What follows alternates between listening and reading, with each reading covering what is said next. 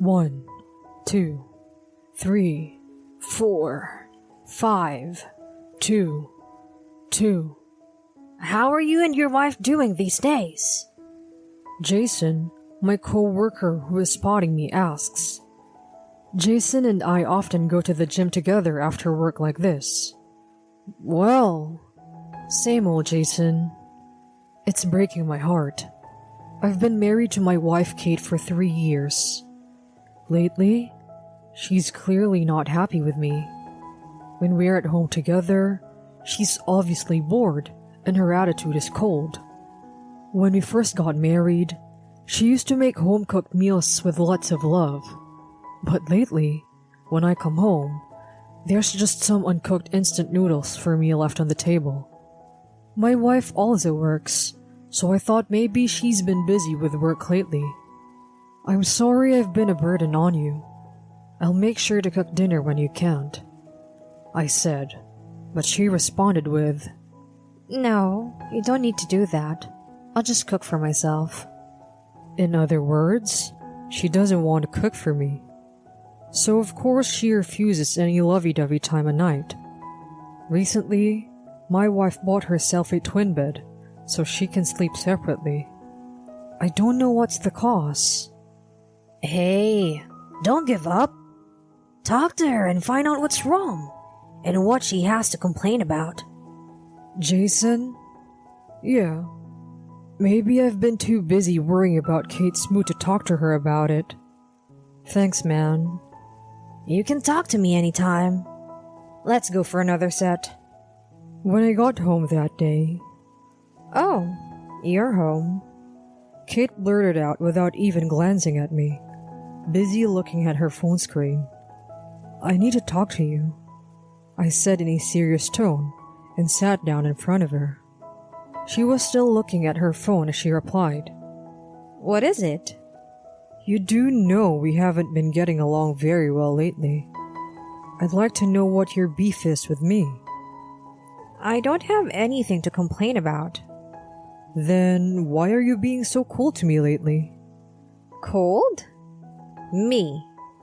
I'm just my normal self. No, you're not. You've obviously changed from when we first got married. What? Of course. You can't keep the lovey-dovey atmosphere like newlyweds forever. That may be true. But your attitude lately has been too much. What's causing it? If there's something you want me to fix, I'll fix it. There's nothing to fix. You're so stubborn. Can't you look at me while we're talking? Hey, stop looking at your phone. And I forcibly took the phone away from my wife. What do you think you're doing? I just want to talk to you. Give it back. I'm not going to give it back until you have a serious conversation with me. Don't be silly. With that, my wife started throwing the TV remote and magazines at me that were nearby. Hey, stop it! Shut up! That's what you get for talking nonsense. Give me back my phone. And now, she's throwing dishes at me from the cupboard. Hey, it's dangerous. Give me my phone back. Okay. I held out the phone to her and she snatched it out of my hand. I don't want to be with you anymore. I'm going back to my parents' house. Oh, wait. With that, she threw on her jacket and ran out of the house. Left alone, I picked up the things she had thrown and put them back where they belonged. However, all the dishes on the floor were shattered. Among them was a matching bowl we had bought when we first moved into this room after we got married. Oh, such a mess. When I tried to pick up the broken pieces, the shards pierced my fingers and my index finger bled. Suddenly, tears spilled out, and blood and tears alternately fell to the floor. Morning. What happened to your finger? The next morning when I arrived at work, Jason noticed my finger and came over to talk to me. Kate and I got into a huge fight. I told Jason everything that happened yesterday. Man, Jason was absolutely mortified. I mean, your wife is terrible. So, what are you going to do? I think I'll talk to her and try to make up with her again. I'm thinking of going out to her parents' house after work today. Nah, I don't think that's a good idea. I mean, she's already so emotional. She'll go crazy if you go over to her parents. Do you think so? If you were in her shoes, wouldn't you want to reject them even more if they persistently come to you when you want to keep your distance? Well, sure, I guess. I'm sure my in-laws would be on my wife's side too, so it might not be a good idea. Maybe both of you need some time to cool off. Wait till she opens up on her own. Okay, I'll try that. Being married is so difficult. I'm still single, so I envy you for having to deal with that. I hope you and your wife can patch things up soon. I feel a little better now that I talked to Jason about it. It's hard to know how to distance myself from my wife, but I'm going to wait until she opens up to me again. In the meantime, I sent her a message apologizing for making her upset yesterday and asking her to come home when she calmed down. She didn't reply, but it was left unread. But even after 2 weeks had passed, she still hadn't come home. Technically speaking, she had come to pick up a few things during the day when I was gone, as some of her clothes were missing. I got impatient and sent her a message again, asking her to come home so we could talk. This time, she didn't even read it. I couldn't take it anymore, so I called my in-laws. Could you please pass the phone over to Kate so I could talk to her? I asked, but my mother-in-law seemed confused on the other side of the phone call. Kate's not home, she replied. Well, Kate said she was going back to her parents' house. Oh, really? She hasn't been home since last New Year's. Is something wrong? Oh, no, it's nothing. It's my misunderstanding. I'm sorry I called you out of the blue. What the hell is going on? It didn't sound like my mother-in-law was lying. Where is she now? Is she staying at a hotel? Or is she... I didn't want to think about it, but I just couldn't get rid of the thought. Then, soon after, I got a message from my wife. Can you please not call my parents' house without my permission? Where are you? It doesn't matter. Are you having an affair? What are you talking about? Of course not. Be honest with me. You're probably with another guy, right? I'm sick of it. I'm sick of you being so paranoid like that. I want a divorce. What? You're right. I have been cold towards you lately.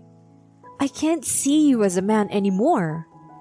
It's been driving me crazy. Are you happy now? Now that you know the cause, let's get a divorce. Hey, don't decide that on your own. No matter what you say, I can't do it anymore. I want a divorce. Can we fix it? You are so persistent. You acting like a girl makes me frustrated too. Can't we at least talk in person? There's nothing to discuss. I'll mail you the divorce papers, and you can fill them out. No, please. After that, no matter what I sent, I never heard back from her. A few days later, I received the half-filled divorce papers completed on Kate's side. I was so in shock that I took the next day off work. Jason came over to my house at night. Hey, are you okay? Jason, why? Your wife had moved out of the house, and you took the day off because you weren't feeling well. I thought maybe you'd be lonely. Here, have a drink. Thanks, but why bring a sick man a drink? Something happened between you and your wife, and that's why you took the day off, didn't you? You see through me, don't you? That's right. What happened? I showed Jason the divorce papers that were mailed to me. Seriously? You didn't even get to discuss it. I'm just so shocked. So, you're just gonna turn this in? I don't know. I'm still thinking about it. I don't know if it's a good idea to break up like this. But honestly, I'm tired of being pushed around by Kate. I see. Well, I don't want to see you down about it. I brought a lot of booze, so let's drink. We're off work tomorrow, so we're drinking all night. All night? What are you, a university student? Jason's cheerfulness saved me from my mental breakdown. I was grateful to have a good colleague, or rather, a good friend. We ended up drinking until morning, and Jason and I both got drunk and passed out. I woke up early in the afternoon. Jason was still sprawled out on the floor, asleep. Then, the phone on the table rang. I picked up the phone, still sleepy, thinking it was mine, and realized it was Jason's phone. Oh, oops. I froze when I saw the incoming call screen on Jason's phone. It showed the name Kate. No way. That's not Kate, is it? I jogged my memory. I didn't think my wife and Jason had any connection. But then I remembered something. There was that one time. It was when Jason and I were having a drink at a pub. Jason said to me, "Why don't you invite your wife over too?" when I received a call from my wife, and the three of us had a drink. No way! Did they start their relationship from there? But the name Kate on the screen could be someone else with the same name. Jason has been so helpful to me. There was no way he was having an affair with my wife. But just to be safe, I decided to hire a detective to investigate if they knew each other. A few weeks later, I received a document with the results. I was speechless when I saw the enclosed photos. It showed my wife and Jason coming out of Jason's room. Oh no! I was about to lose it. Jason, who had been my closest ally, was my worst enemy. I immediately went to Jason's house with the pictures. Coming! What? Why? I know Kate is in there. Wait a minute. What do you mean? Shut up. I know you and Kate are having an affair.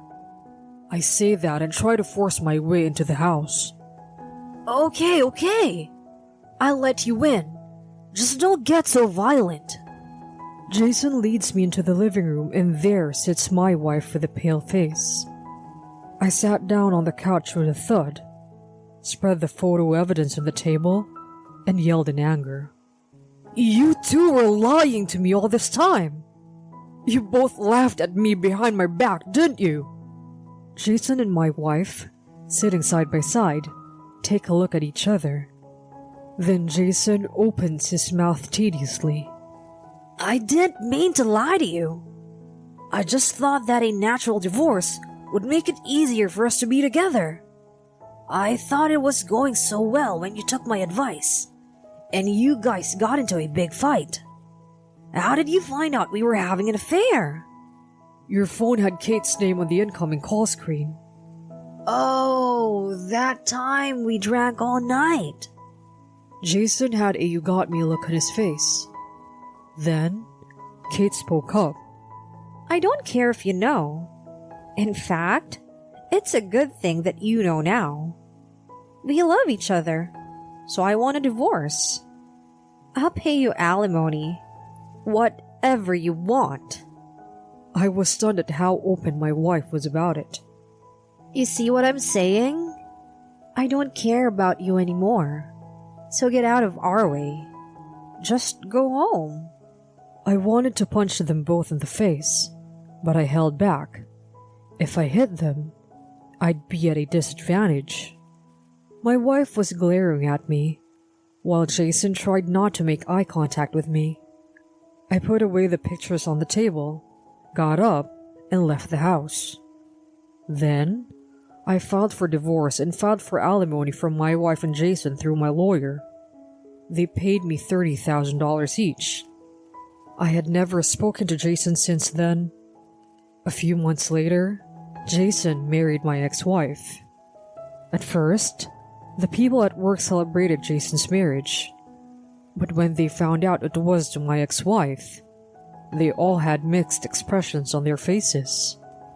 But since Jason was the boss's favorite, it didn't interfere with his work. In fact, he even got a promotion. I was getting more and more uncomfortable at the company, so I voluntarily resigned from my job and changed to a different company. I had been working in corporate sales, but now I decided to take the plunge and become a trainer at a gym. I just wanted to start my life anew. The gym seemed to be a good fit for me, and I started getting a lot of customers. The other trainers and receptionists at the gym were also very nice, and we all got along very well. And when we all went out for a drink, I ended up sitting next to Amy, who worked as a receptionist at the gym. Amy was the same age as me, and we had a lot in common. And as we were talking about each other, I realized that Amy and Jason went to the same college. So I casually asked her about it. Wasn't there a Jason Miles at your university? I think he was in the same major as you. Amy's face stiffened. Oh, sorry. Did I ask something inappropriate? No. Is Jason your friend? Well, not really a friend, but a colleague from my former company. I see. Actually, he slept with my wife and took her from me. What? Oh, it's awkward to talk about something like this out of the blue, isn't it?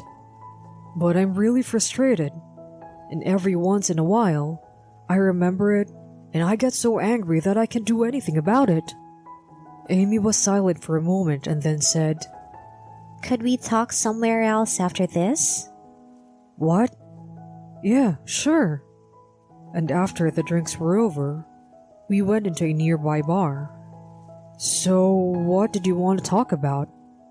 Actually, it was when I was a freshman in college. Amy told me that she was in the same club as Jason. There was a welcome party for new students, and Jason suggested that they drink again with just the freshmen, and afterwards, the four of them ended up drinking in Jason's room. After a little while, the other two students said they'd go buy some food and left, leaving Amy alone with Jason. At first, they chatted normally, but then Jason suddenly started touching her body. Amy resisted, but Jason held her down and forced himself on her. When the others returned from the shopping trip, Jason acted as if nothing had happened, and Amy was too afraid and embarrassed to talk to anyone about it. Amy says that even now, sometimes she unexpectedly remembers the incident and feels helpless. I couldn't hold my anger when I heard that story. He's lived his life the way he wanted to, and messed up other people's lives multiple times. Amy, will you cooperate with me? What? I'm going to punish Jason for what he's done. Otherwise, I don't think you and I will ever be able to move forward. Amy looked down and was silent for a moment, then looked up and agreed to fight with me. I then worked with Amy to contact some of her former classmates to see if there were any other victims of Jason's. We found Jason's victims in the same club and in the same laboratory. There were 4 victims in total, including Amy. All of them had been raped by Jason in the same way, and all of them had cried themselves to sleep because they couldn't speak up. At first, they were reluctant to reveal their trauma, but Amy convinced them to cooperate. Later, I went to my old workplace. Everyone seemed very surprised to see me. I stood in front of Jason's seat. Jason was on the phone with a client with his back to me. When he finished the call, Jason spun around because he noticed the commotion in the office. What? Ben, what are you doing here? I came to talk to you. What? I ain't got nothing to say to you anymore. I continued, loud enough for everyone in the office to hear. 4 women who have been sexually abused by you in the past are suing you. You are going to pay for the mess you've done of their lives. There was quite a stir in the office when I said that. Okay, that's it then. Oh, and tell my ex-wife I said hi for getting mixed up with a criminal. Oh, hey Ben, what the hell are you talking about? I ignored Jason's words and walked away. Jason was subsequently arrested by the police, who accepted the complaint. Jason hired an attorney and offered to settle the case, but the girls refused to accept the settlement, and Jason was charged with a criminal offense. As a result, Jason was sentenced to 20 years in prison. I am so glad that the girls spoke up, because they were just in time for the statute of limitations to run out on the case. I know it must have been difficult for the girls to go through all kinds of questioning by the police and lawyers, and to have their past dredged up, but they did a great job. I hope they can overcome their past and find happiness in the future. After Jason was arrested, my ex-wife contacted me. My ex-wife said, Jason was a liar. I didn't think he was such a lousy man.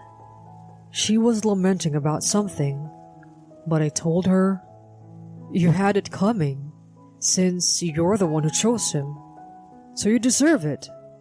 That's what I told her. My ex-wife is being ridiculed at work as a woman who had an affair with a sex offender and married him, and she's feeling very ashamed of herself at work. She really deserved it. I, on the other hand, I'm gained experience as a gym trainer and recently started my own private gym. I'm having a great time doing what I love. I'd like to get back into dating if I get to meet the right person.